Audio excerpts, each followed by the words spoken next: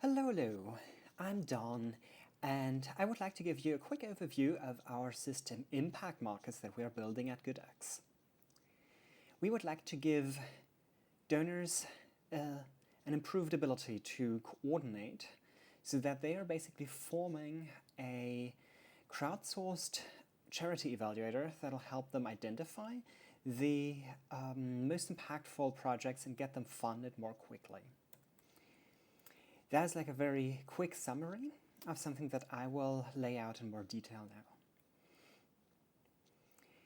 Charity entrepreneurs that start highly impactful charity projects exist in various countries around the world and in lots of different fields that require very much like specialized expertise.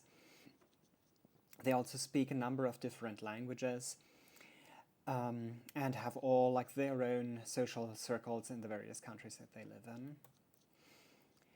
Like for example, the first excerpt here is taken from the research agenda of the Center on Long-Term Risk, Strategic Implications of Credibility and Commitment. That sounds pretty opaque at first, but as it happens, I consider that research agenda in general to be one of the most impactful things that people can do today, that in particular researchers can do today, and that donors can donate to today. The same is true for all of these other examples, surely. They're also fairly opaque at first sight, but surely also extremely valuable.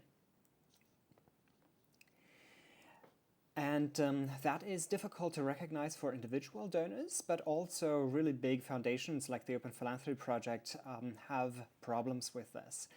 The Open Philanthropy Project can invest a lot of time into researching grants if the grant size is in the area of maybe like $100,000 and upward, so that they make a lot of grants in the area of between like $100,000 and like 5 to 10 million or so.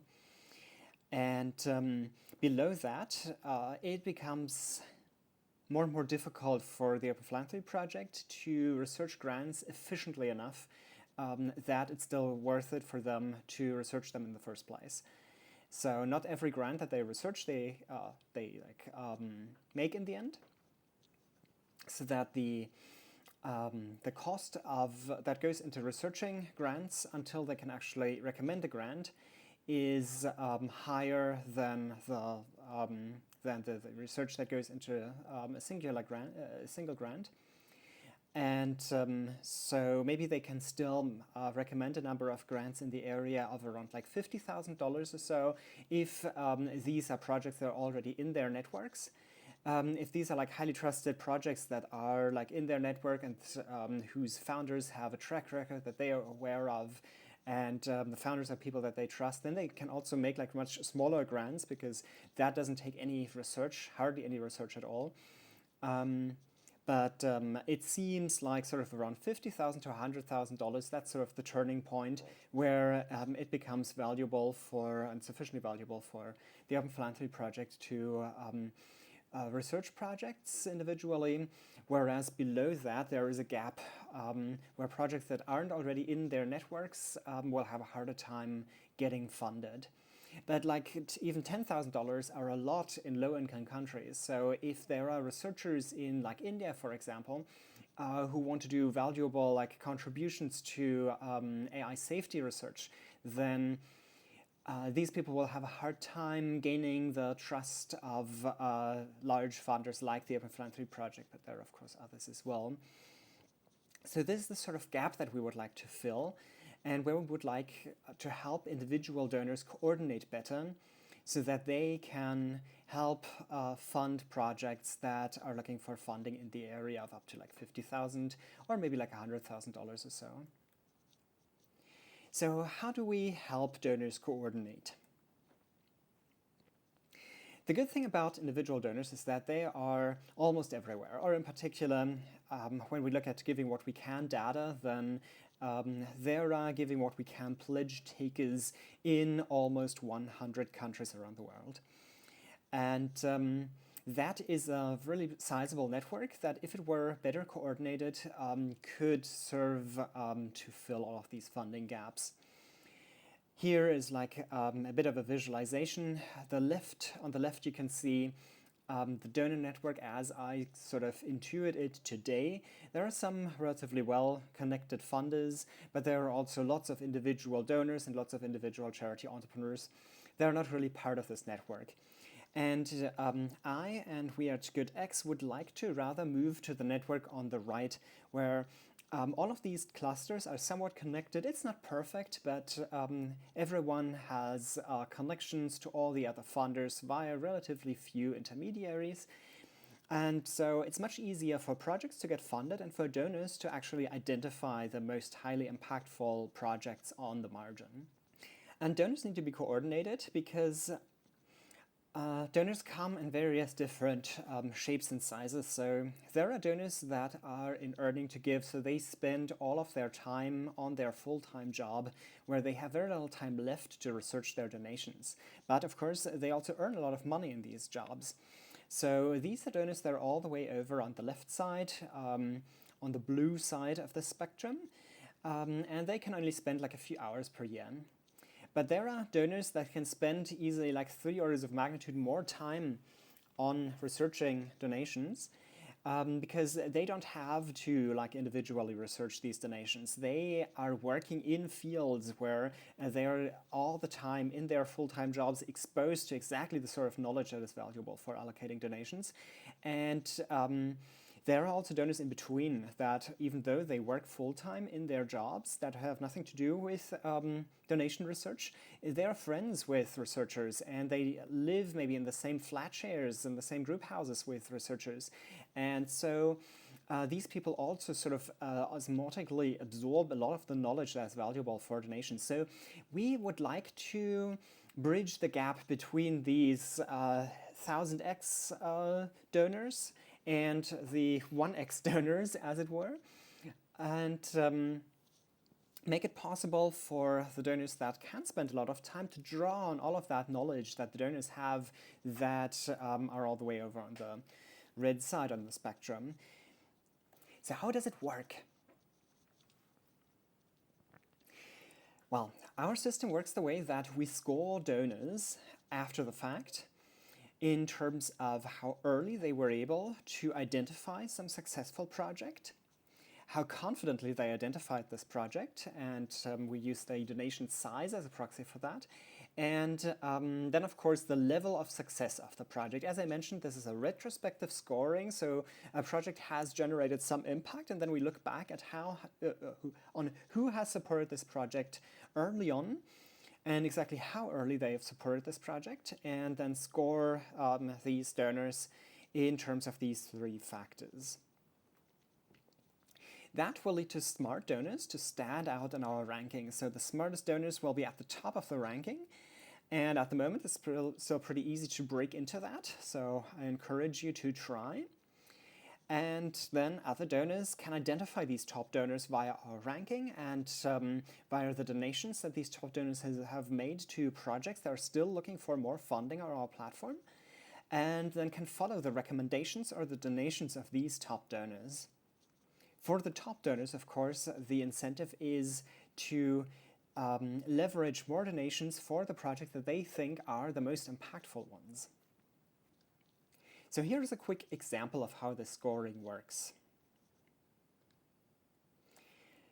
They're pictured here, 2 projects, the project Antiviral Algae and the project Rainwater Refinement. And these projects each have 3 donors, so they enter this fundraising phase, and then maybe for like a month or so they fundraise, and they find 3 donors. And Alex was first, donated on day 1st to the project Antiviral Algae, and then Avery donated on day 2, and then Ash donated on day 3. So our score scores Alex highly in this project because Alex donated very early, but it also scores Ash highly because Ash donated a lot. And likewise, for the second project, Ryan and River score highly because respectively they've donated early or they've donated a lot. In between are Avery and Rowan.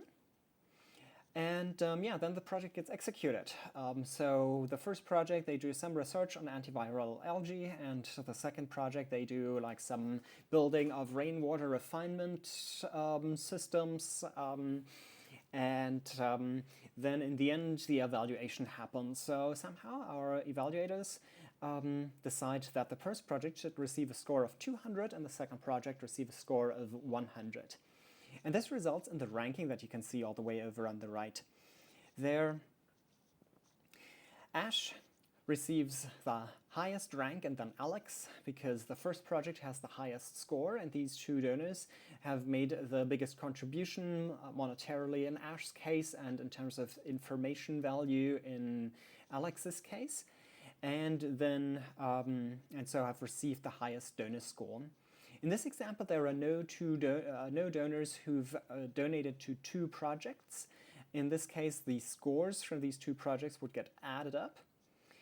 And so it's like a relatively simple example.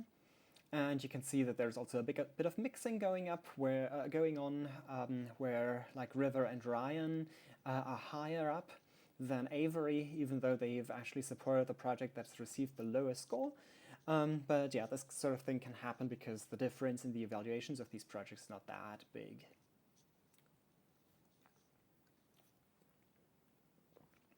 So what is our roadmap?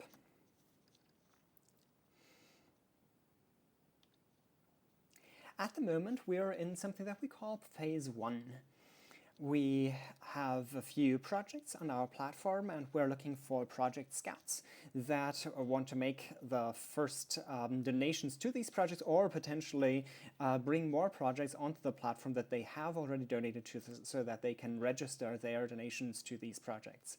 That depends entirely on whether the scouts think that the most impactful project is one that is on the platform already or one that they still have to convince to join the platform.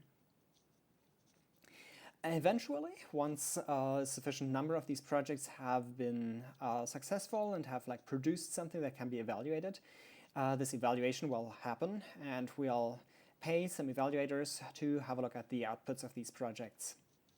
This is our phase 1. And once we have like some 100 or so monthly active users on the platform, we want to introduce something that we call impact credits or impact marks. That is a Play Money currency that we want to use on our platform. Then we'll have like various users on the platform and that will reward the people with the highest scores, the highest donor scores on the platform. There's also a phase 3. That is like all the way in the future. Hopefully at some point we'll figure out all the legal problems that come with trying to institute a new kind of commodity. And we'll then hopefully be able to institute these impact credits in a way that will make it possible to trade them on a market against on a market against US dollars or against some other kind of currency.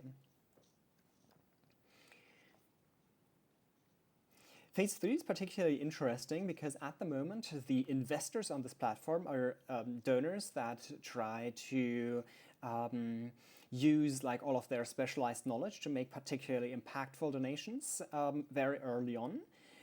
But eventually we could also bring for-profit investors onto this platform that will bring all of their knowledge about like angel investing, for example, and all the experience that they have from the startup sector into the nonprofit sector by trying to earn impact credits and then sell them on a market that in which, like for example, governments could have like limit buy orders in order to encourage seed investment into early stage charity projects. So what are the current challenges that we're facing? I already mentioned that at the moment we're looking for project scouts. So if you have some inside knowledge of some area and feel able to make highly impactful donations in that area, then you can now share that knowledge with other people and thereby also leverage the donations of people with less knowledge of that area in the way that they will want to follow your donations in order to make almost as impactful donations as you do. At the moment, you can also import your historical donations to the platform to get a higher donor score. And if you have a lot of donations to import, then you can ask me and I can do it for you. We're also looking for donors, of course. So for donors who just want to use the platform to allocate their donations but don't think that they have any special knowledge of which projects should receive them, these donors can just look for the projects that have the most support from top donors or can pick out particular top donors that they want to follow.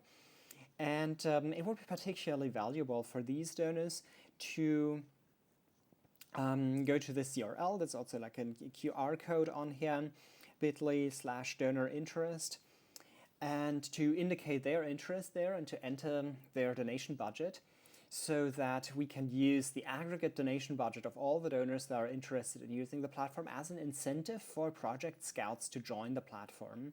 At the moment, we're at around $200,000 aggregate donation budget of all the donors that are interested in using the platform, but that can of course grow.